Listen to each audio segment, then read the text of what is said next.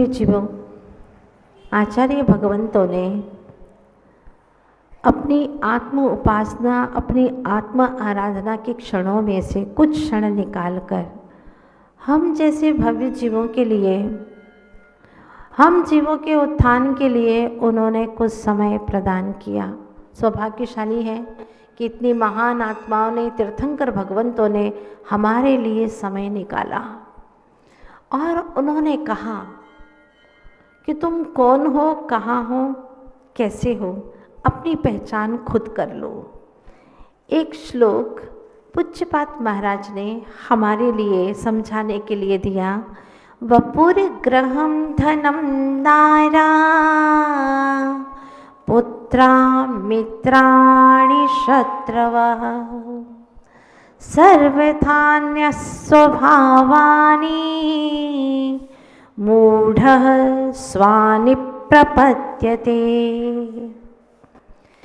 कहते हैं पूज्यपाद महाराज, वपुर शरीर, घर, धन, दारा यानी पत्नी, पुत्र, मित्र और शत्रु, ये सर्वथा अन्य स्वभाव वाले हैं। ये तेरे स्वभाव वाले नहीं हैं, इनका स्वभाव अलग है। और जो अलग स्वभाव वाले हैं उनसे तुम्हारा बनता है क्या? बोलो। पर तुम उन्हीं से अनंत काल से बना रहे हो, उन्हीं को अपना मान रहे हो, जो तुम्हारे स्वभाव से बिल्कुल अन्य स्वभाव वाले, जिसका नेचर अलग है। व्यवहार में तो तुम्हारा बिल्कुल नहीं बनता, जिसका नेचर अलग है तुमसे। लेकिन मजे की बात यह कि तुम ही अपने स्वभाव को नहीं जानते हो, तो तुम उनके स्वभाव को क्या जानोगे? अभी तुम अपने ही स्वभाव को नहीं जानते हो। तुम जो कहते हो ये बहुत शांत स्वभावी हूँ, ये बहुत क्रोधी स्वभाव का है, ये सब गलत बातें हैं। अभी सच में तुमने स्वभाव को जाना ही नहीं है। आत्मा का निज भाव क्या है जानते ही नहीं है। जो निज का स्वभाव नहीं जानता वो पर का भी स्वभाव नहीं जानता। जो निज का स्वभाव जानता है वो पर का भी स्वभाव जान लेता है। बस इतना सा काम करना है कि निज का स्वभाव जानना है। आचार्य देव कहते हैं वपुर ग्रहम धनम दारा। अब क्या कनेक्शन है देखिएगा इनका। वपुर यानी शरीर, शरीर को अपना माना तुमने तो घर को भी अपना माना। ये मेरा घर है, मैं इसमें रहता हूँ, मेरा नाम लिखा है, मैंने डिजाइन किए, मैंने बनवाया है, हाँ खड़े रह के बनवाया है। कितना मैं घुसा हुआ है देखना। और आंखें बंद होते ही पल में सब छोड़ करके चल देता है। कितने घर छोड़े तुमने आज तक? अनंतो घर बदल दिए। फिर भी आज भी वही घाटे का धंधा कर रहा है, वही घाटे का बिजनेस कर रहा है, वही गलत काम कर रहा है। वपुर यानी शरीर को अपना माना तो घर को भी अपना मानता है। कई लोग तो रास्ते में विहार करते हुए कहते हैं माता जी ये अपना घर है, आशीर्वाद दे दो उसको। मतलब घर को भी आशीर्वाद, कल्याण हो तुम्हारा। सोचो अब उस घर को क्या आशीर्वाद है? वो तो जड़ है, पुद्गल है। लेकिन मोह की धुंध में ये भी भूल जाते हैं और खुद का आशीर्वाद तो एक बार नहीं लेते। घर को आशीर्वाद दे, ये दुकान है आशीर्वाद दे दो, मतलब ऐसा करने से अच्छे से चले, दुकान अच्छे से चले। मोह सही बात को समझने देता ही नहीं है। वपुर ग्रहम, घर को अपना माना, फिर घर में जो धन है उसको भी मेरा है, ये सब मेरा है। कई लोगों को बताने के तौर तरीके भी बड़े गजब के होते हैं। बोले ये जो माता जी घर है ना, यहाँ से वहाँ तक वो छोटी सी कोठी है, हमारी है, झोपड़ी है। हाँ ऐसा बोलते हैं। छोटी सी झोपड़ी बड़ी अट्टालिका है और कहते छोटी सी झोपड़ी है। उसको भी बोलने में एक मजा आता है लोगों को। हाँ, और कई बार घर देखने के लिए कोई बड़ा व्यक्ति आ जाए, जब ओपनिंग होती है, घर का वास्तु होता है, लोग आते हैं, देखते हैं बहुत आलीशान मकान बना है भैया, गजब का मकान, क्या डिज़ाइन, क्या हवा, क्या प्रकाश, गजब, बहुत सुंदर डिज़ाइन की है।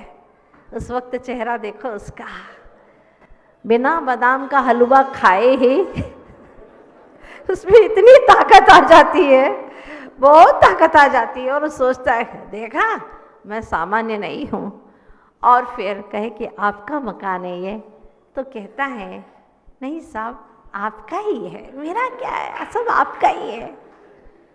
और वो व्यक्ति कहता है मैं रजिस्ट्री के सारे कागज साथ में लेकर के आया हूँ, कर दो हस्ताक्षर। करोगे क्या? बोलो नहीं। ये तो एक मोह का बोलने का तौर तरीका है ताकि लोग इम्प्रेस हो, लोगों के ऊपर भाषा का प्रभाव पड़े, घर का प्रभाव पड़े, मेरी भाषा का प्रभाव पड़े, मैं इतना बोना, इतना सरल बन जाऊं कि लोगों के ऊपर इसका प्रभाव पड़ जाए। अगर लोगों का प्रभाव डालने के लिए सरल बन रहा है तो वह भी मान कषाय है। क्या है? मान कषाय। मान की वजह से, अहंकार की वजह से सरल हो रहा है। सरल होना बुरी बात नहीं है, लेकिन सरल क्यों हो रहा है ये समझना बहुत जरूरी है। आचार्य भगवान ने मूक माटी में कहा है, मान का बोना होना भी मान का वपन हो सकता है। बहुत गहरी बातें लिखी है। मान का बोना होना, मान सरल हो गया, मतलब छोटा कर दिया उसने, लघु हो गया, सरल हो गया, बहुत मीठी भाषा बोल रहा है। हाँ, मान का बोना होना भी मान का वपन हो सकता है आगामी काल के लिए। मान का वपन यानी बोना, बोना और बोना, खेत में बोते हैं ना आप लोग। हाँ, तो ये मान को बोने के लिए, सम्मान को पाने के लिए भी व्यक्ति सरल हो सकता है, वरना अपने लोगों से तो चिड़चिड़ा करके बोलता है, और कोई नया व्यक्ति आ जाए तो हाँ जी जी हाँ हाँ हाँ बिल्कुल, हाँ हाँ, इतने सरल कब से हो गए तुम? ऐसी सरल भाषा में बोलेगा बिल्कुल जैसे गऊ हो। हाँ, घर में तो बहू शेर बनती है, और कोई आ जाए तो गऊ बहू है बिल्कुल। हाँ, इतनी सरल। तो ये मान का बोना होना भी मान का वपन हो सकता है। कषायों की जड़ें बहुत गहरी हैं, बहुत गहरी हैं। बाहरी अभिव्यक्ति से व्यक्ति के जीवन का अनुमान लगभग सही नहीं निकलता। बाहरी अभिव्यक्तियाँ कुछ भी हो सकती हैं, इसलिए आचार्य देव कहते हैं तो अपने भीतर को साफ रखना, भीतर को स्वच्छ रखना, यहीं से धर्म की शुरुआत होती है। और जिसका मन स्वच्छ है वो आनंदित रहता है, उसका निरंतर पुण्य का आश्रव होता रहता है। ये निश्चित बात है। हमें दुनिया की आंखों में धूल झोंक करके क्या मिलेगा? हम खुद लूट जाएंगे। इसीलिए पहले स्वयं को निर्मल करना है, पवित्र करना है। एक ही लक्ष्य है कि मेरे अंदर कोई ऐसी मायाचारी कुटिलता न रहे, क्योंकि कपट के पट तो खुलते ही हैं।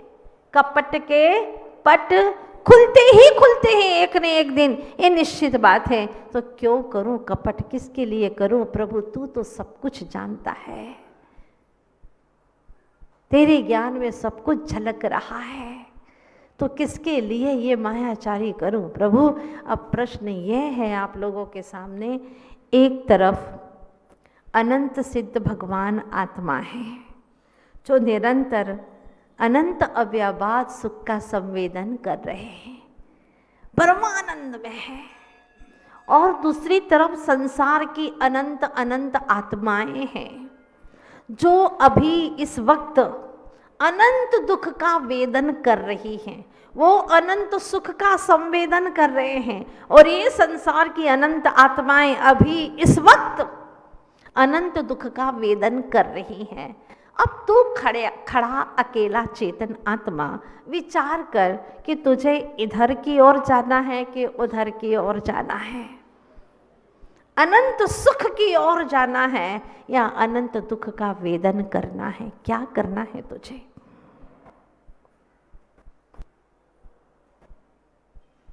निसंदेह मन कहेगा मुझे तो अनंत सुख का संवेदन करना है, अनंत दुख का वेदन नहीं करना। मुझे थोड़ा सा दुख तो सहन नहीं होता है, अनंत दुख कैसे वेदन करूँगा? नहीं सहा जाता प्रभु मुझसे, मुझे तो बस सिद्धत्व को प्राप्त करना है। तो आचार्य कहते हैं अगर तुझे सिद्धों का सुख चाहिए, परम सुख चाहिए, परमानंद चाहिए, कभी न मिटने वाला सुख चाहिए, तो देखो संसार का मार्ग अलग है और मुक्ति का मार्ग अलग है। संसार का मार्ग है, कहते हैं माँ बाप, पुराने लोग, पूर्वज लोग कहते हैं कुछ कर लो, नहीं करोगे तो भूखे मरोगे। और प्रभु का मार्ग कहता है कुछ करना नहीं, कुछ नहीं करना, करना धरना सब छोड़ दो, ज्ञान से ज्ञान का संवेदन करो, लीन रहो अपने आप में, उपयोग को स्व में समाहित करो। कुछ करने धरने से अनंत काल बीत गया, कुछ हाथ नहीं आया। संसार का मार्ग है कुछ कर लो, मुक्ति का मार्ग है कुछ नहीं करना। संसार के मार्ग में कहते खोजो भाई खोजो, और मुक्ति का मार्ग कहता है खो जाओ।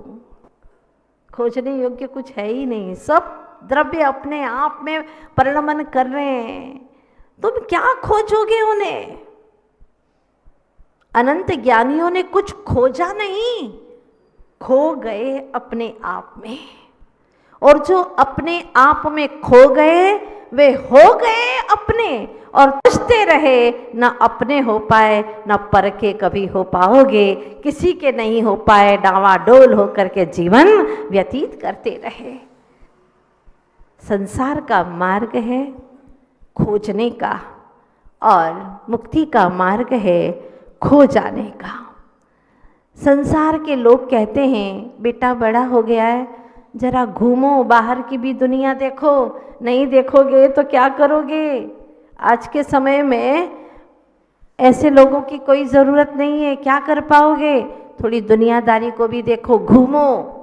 और मुक्ति का मार्ग कहता है बहुत घूम लिया, जग घूमिया, बहुत घूम लिया, कुछ नहीं है घूमने में।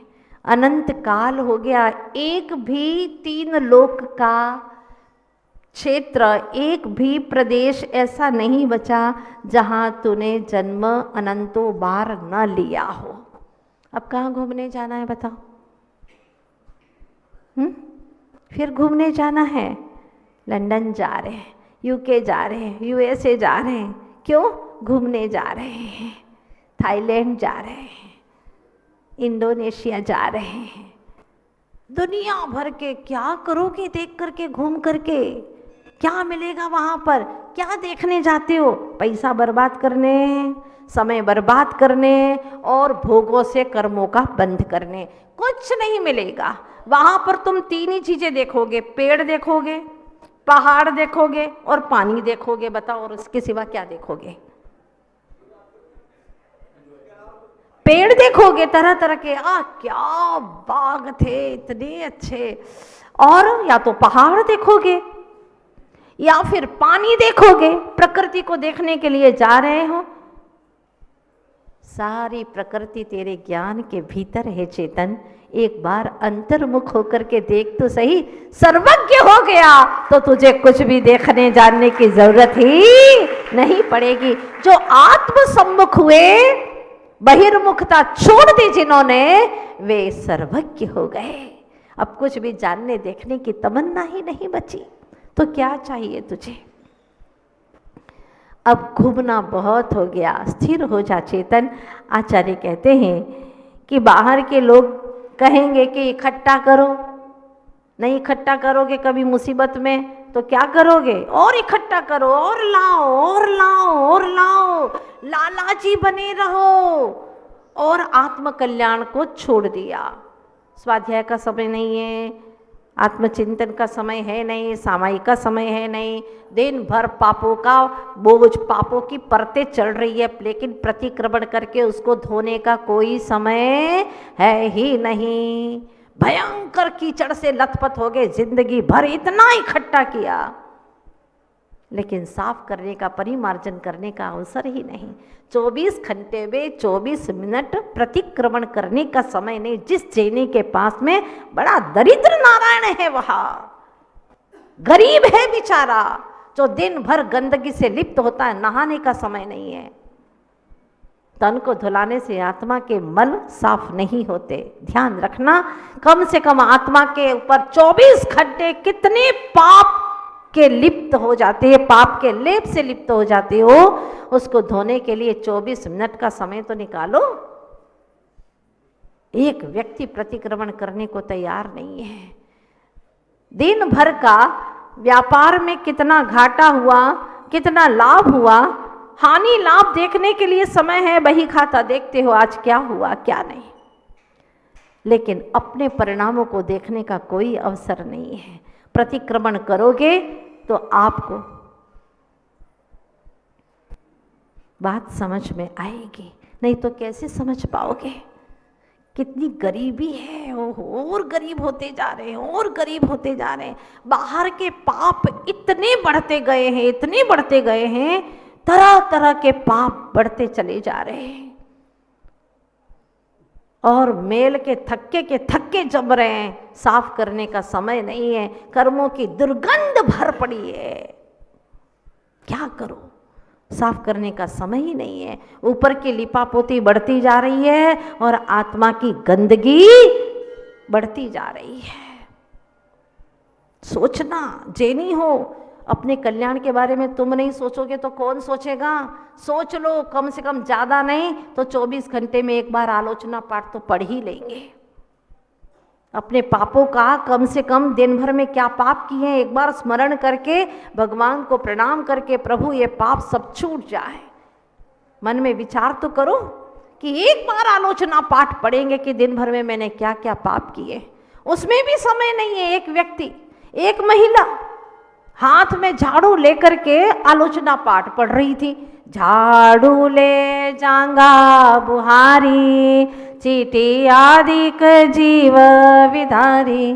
पढ़ते वक्त भी चीटियां मार रही है और पढ़ रही है। ऐसे पढ़ने का औचित्य क्या है? ऐसे काम किए हैं इस जीव ने।